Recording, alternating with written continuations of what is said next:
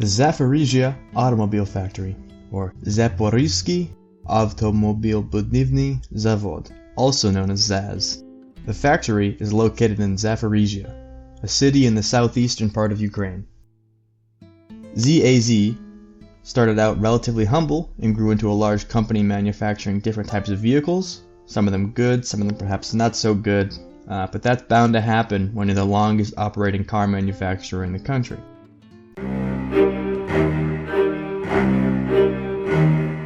The site of the factory itself is said to be founded in 1863 by a German industrialist named Abram J. Koop.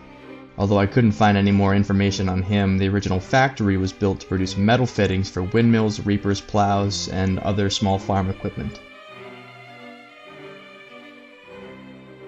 Following the establishment of the Ukrainian SSR in 1919 to 1922, the factory was nationalized, taken over by the government, and named Kommunar after one of the city districts, and they continued to produce small farm equipment and tools. In 1930, production started with the first Soviet-made harvester, also named Kommunar, which was based on the American horse-drawn Holt harvester. Between the years of 1930 and 1952, they produced just under 130,000 of them, not counting the years of German occupation. In the years after the Great Patriotic War, the Soviet government issued many decrees to produce more cars and trucks and to increase the industrial capacity to do so. On August 26, 1945, the State Defense Committee issued Resolution No. 9905 on the restoration and development of the automotive industry, which set the guidelines on the future of the Soviet automotive industry.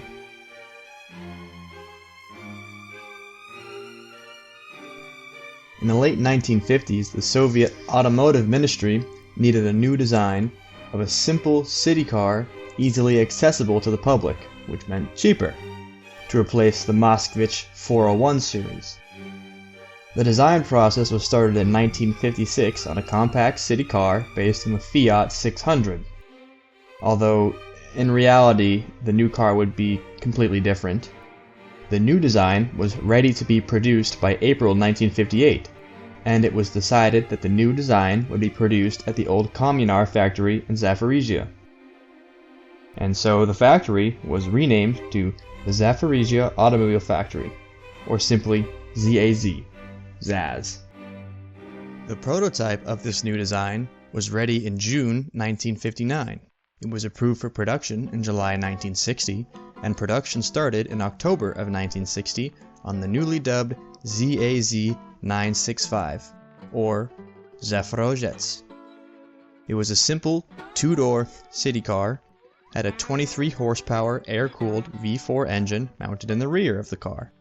Although this engine had the annoying habit of overheating due to lack of air intakes, in a normal front-engine car it's no problem, but once the engine is in the rear it will need dedicated air intakes to cool it off. A simple solution was a bolt-on air scoop on the back on the rear air vents. This seemed to solve the problem, but it doesn't look very good in my opinion. After the 965 was the 965A, the same car but with a slightly larger engine. Even with the larger engine, it was a popular joke that the 965 was used as an engine starter for Soviet tanks. The 965s were seen as low prestige cars for intellectuals and pensioners. They were the cheapest Soviet cars made, coming in at a price of 1,800 rubles in the 60s. The 965 was produced from 1960 to 1963, and the 965A from 1962 to 1969, with just over 322,000 being made. In 1966, production started on the ZAZ 966, which was a redesign of the 965 in an effort to fix a lot of the problems that it had, such as a new suspension system, air intakes, and better doors. Although the first prototype of the 966 was built in 1961, so I guess they saw the problems of the 965 way ahead of time. It had a completely new bodywork, which did not resemble the 965s at all. It had new air intakes on both sides in order to solve the overheating problem. Although it had an updated engine, it was still an air-cooled V4. These had the nickname of Zaporizhzhia with the ears. The ears being the air intakes. Sometimes they were also just called Zapo. Production of the 966 ended in 1972 since they had already started making the new ZAZ 968. The 968 had an updated exterior, a new 40 horsepower air-cooled V4 engine, and increased safety measures to comply with international regulations for export. In fact, one of Vladimir Putin's first cars was a ZAZ 968. An unfortunate irony, in my opinion. The production of the 968 ended in 1980, being replaced by the ZAZ 968M. The 968M was a slightly updated version with a redesigned and modernized interior, updated engine, and the ears were removed. In their place were louvered panels over the engine. Production ended in 1994 and marked the ending of all of the Zaporizhzhia series of cars. The total production of all of the Zaporizhzhia cars is 3,422,444. They were made from 1960 to 1994.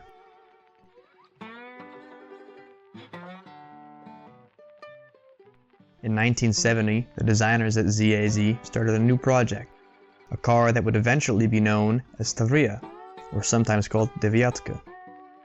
It took the designers from 1970 to 1987 to design the car. They went through many experimental models and prototypes. They were experimenting with what features the car should have, like front-wheel drive or all-wheel drive, a hatchback or a sedan. Eventually, they settled on a front-wheel drive, 3-door hatchback with a water-cooled inline-4 engine, a major step forward from the Zaporizhzhia series air-cooled engines, and thus the ZAZ 1102 or 1102 was created. It wouldn't get the name Tavria till 1989, when the ZAZ factory held a contest for the name. Tavria was chosen because it resembles the ancient Greek name for Crimea, or Tarik. The ZAZ 1102 Tavria became the basis for many models, like a 5-door liftback and a commercial pickup. In 1991, the car went through some small changes to the interior and exterior, but remained largely the same. Production ended in 1997.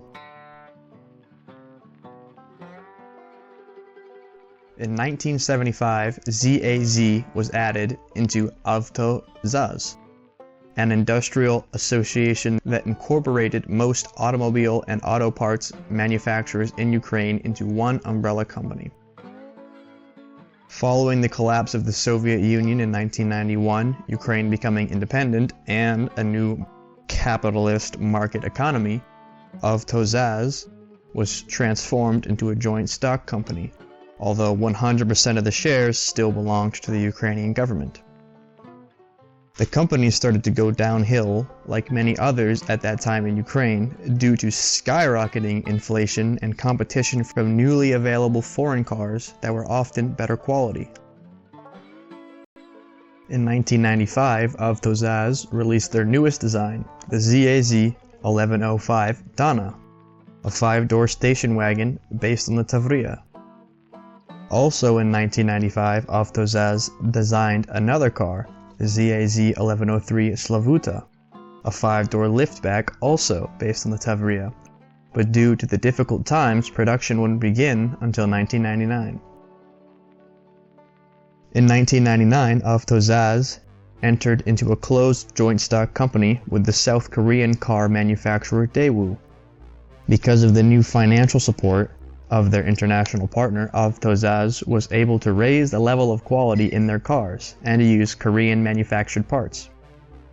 Together, they created the ZAZ 1102 Tavria Nova, Nova just means new, which was supposed to address the issues of the original, but most of the changes were to the safety systems, noise reduction, and aerodynamics. The last batch was assembled in 2009. In 2001, Daewoo Manufacturing went bankrupt and was bought out by General Motors, although GM did not want the overseas manufacturing subsidiaries. Eventually, the Daewoo part of ZAZ Daewoo was bought by a Swiss investment company in 2003. In 2002, Avto ZAZ was merged with the Ukrainian Automobile Corporation, UKR Avto, after they bought the shares of the company from the government, making them the largest automotive company in the country. UKR Avto is the successor of the Ukrainian Vehicles Maintenance Department of the Ukrainian SSR. It became UKR Avto when it underwent privatization in 1995.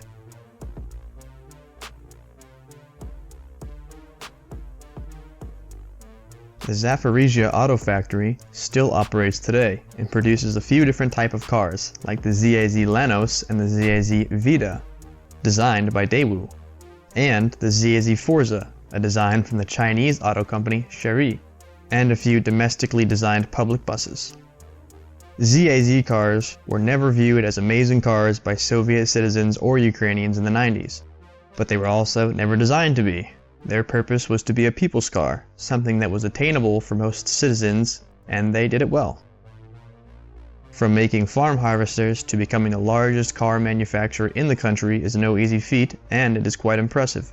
Personally, I really like the Tavrias. I see a lot of them around my city, although I don't like them as much as Lada Nivas or maybe some other models, but we'll talk about those later.